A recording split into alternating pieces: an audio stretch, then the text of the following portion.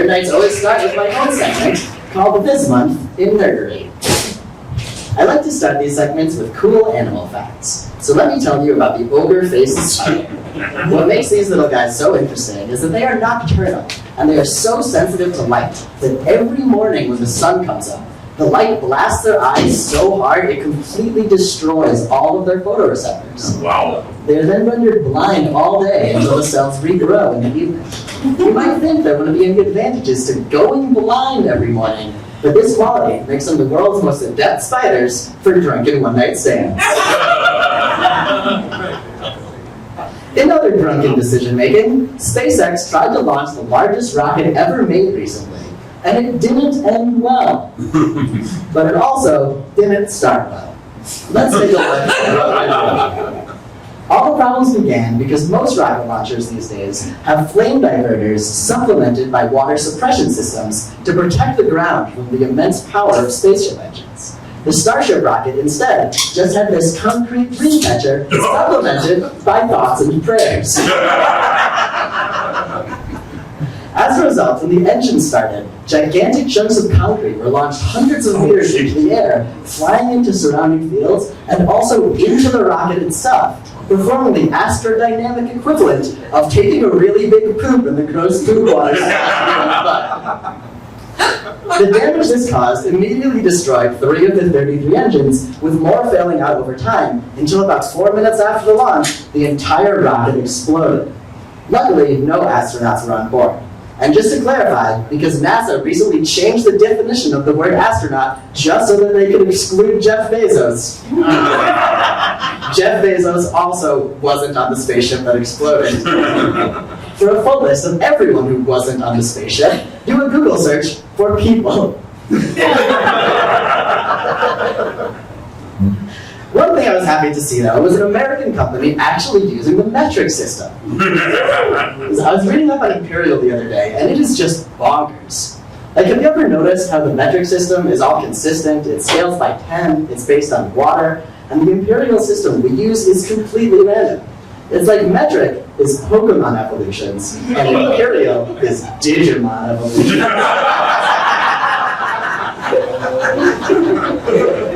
It seriously feels like the entire thing was just made up by history students doing math things.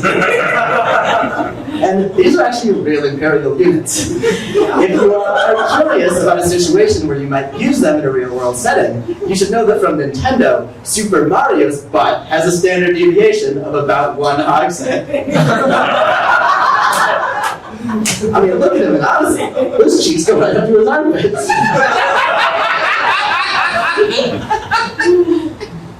But let's dive into the random bullshit with distance.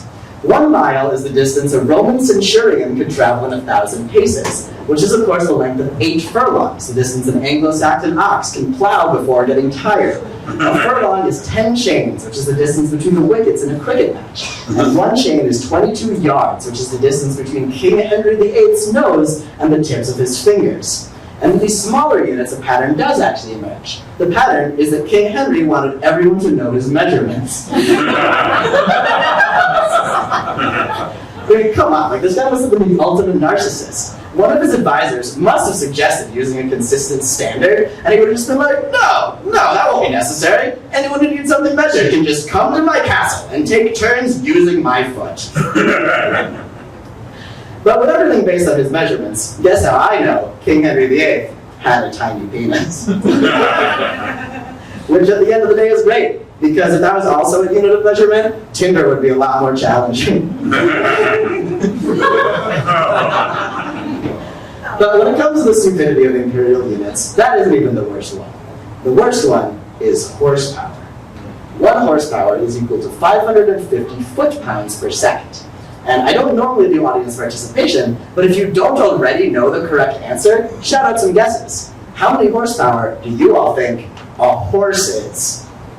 20? 20 is not bad, because 1 is actually off by 14. 1 horse is 15 horsepower. This came about because when James Watt coined the word horsepower, it was well known in America that a pit pony could pull 220 pounds of coal up a 100-foot mine shaft in 1 minute. He wisely decided that 21st century Ford Mustangs wouldn't sell on the word pony power. But rather than doing the actual math, Watt was deciding, a horse is probably like 1.5 ponies, which is very wrong. I know this because if 2 ponies were faster than 1 horse, the Kentucky Derby would look like this.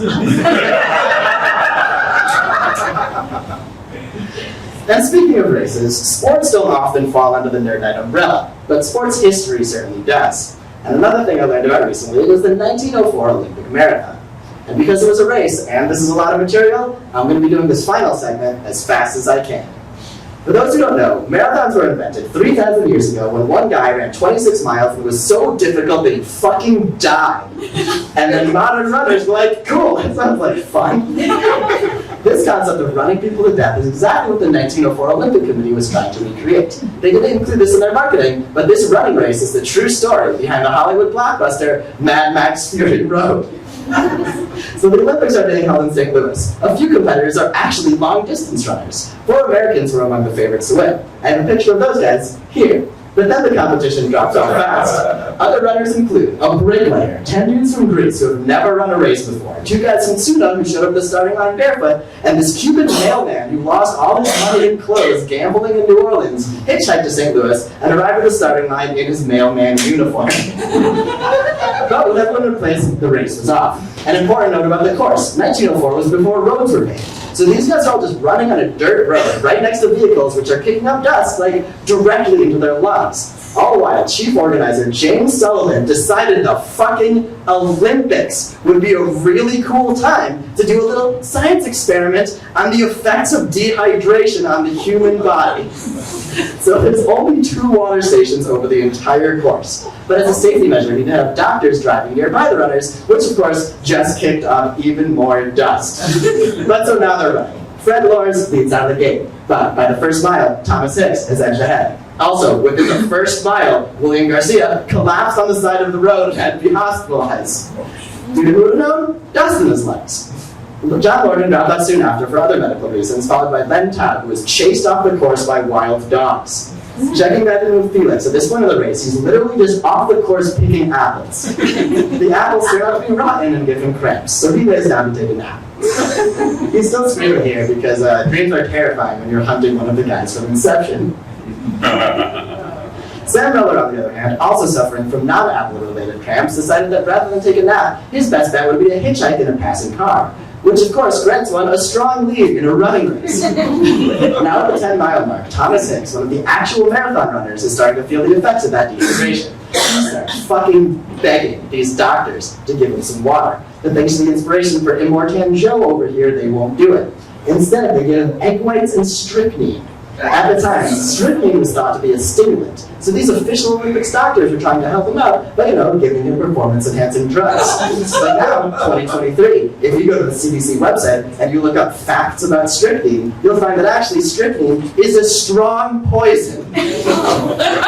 So after this quick pit stop to take a breather and drink a cup of poison, Thomas Hicks is now struggling. He almost gives up. But upon hearing the car guy was disqualified, he found renewed vigor. Or maybe it was because his second strychnine bags also had a third part brandy.